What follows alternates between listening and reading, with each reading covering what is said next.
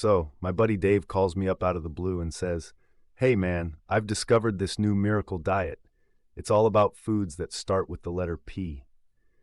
Now, I've known Dave for years, and he's always been the type to jump on the latest health craze, but this one took me by surprise. P? I asked, bewildered. Yeah, everything I eat has to start with the letter P. It's supposed to cleanse your system, or at least that's what the guy on the internet said. Dave explained with the kind of enthusiasm usually reserved for lottery winners and new parents. Fast forward to a Friday night, and Dave invites me over for dinner. I walk in to find his kitchen counter piled high with all sorts of pea-themed foods: peas, pineapples, pickles, peanut butter, and more. The pièce de résistance was a massive pot of pasta simmering on the stove, with a side of popcorn as an appetizer.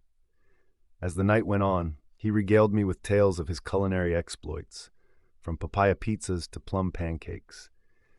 I had to admit his dedication was impressive, even if his menu seemed like a grocery store's weirdest aisle. Things took a turn for the ridiculous when Dave decided to host a pea party to share his newfound dietary wisdom with our friends. The invitation promised a plethora of pea-inspired dishes and encouraged guests to come dressed as something starting with P. The night of the party, I walked into a scene straight out of a surreal sitcom. There was Paul, dressed as a pirate, Pam as a penguin, and Pete as a giant pencil.